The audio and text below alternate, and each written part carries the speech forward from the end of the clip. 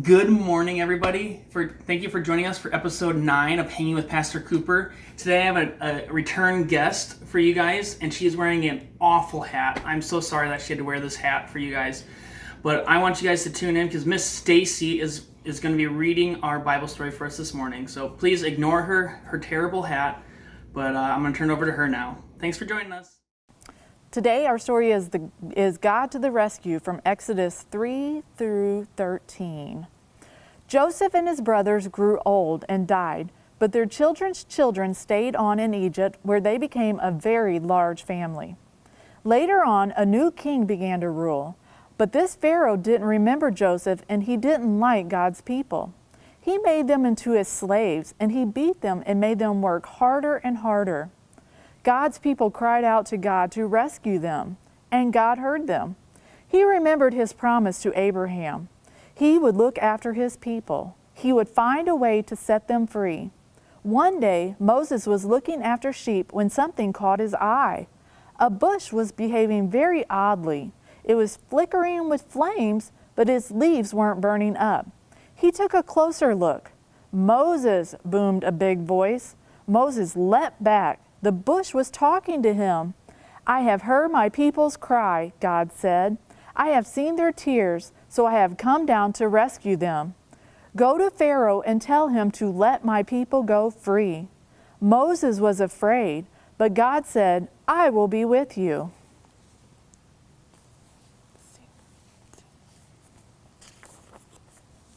So Moses went to Pharaoh. "Pharaoh," Moses began, "God says," "God," said Pharaoh, "never heard of him." Moses kept going. "God says, let his people go free." "Why should I?" Pharaoh said. "Don't want to, won't," so he didn't. So God gave Pharaoh 10 warnings called plagues. First, God turned the river Nile into blood. No one could drink the water, but still Pharaoh would not let them go. So God made frogs come hopping and leaping and jumping. In your bed frogs, in your hair frogs, in your soup frogs, all over everywhere frogs. "Make them go away," Pharaoh screamed, "then your people can go." So God took the frogs away. But Pharaoh changed his mind. "You can't go," he said. Then God sent zillions of gnats, but still Pharaoh said no.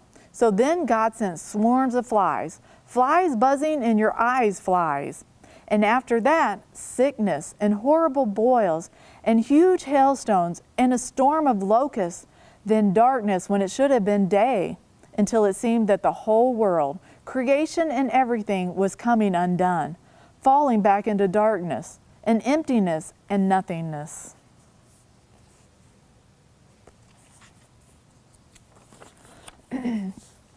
But each time Pharaoh said, "Make it stop, and then I'll let them go."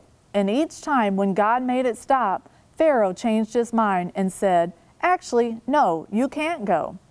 Finally, Moses warned Pharaoh, "Obey God or he will have to send the worst thing of all." Pharaoh just laughed. So God said, "The oldest boy in each family of Egypt must die, but my people will be safe." God told his people to take their best lamb, to kill it, and to put some of its blood on their front doors. "When God passes over your house," Moses explained, "God will see the blood and know that the lamb died instead of you." That night, it was just as God had said. Suddenly, piercing the darkness, echoing down the corridors of the palace, came a blood-curdling scream. Pharaoh's oldest son had died. At last, Pharaoh did what God said. "Get out," Pharaoh shouted. "Just go." And so, that very night, Moses and God's people fled out of Egypt and out of slavery. They were out at last. God's people would always remember this great rescue and call it Passover. But an even greater rescue was coming.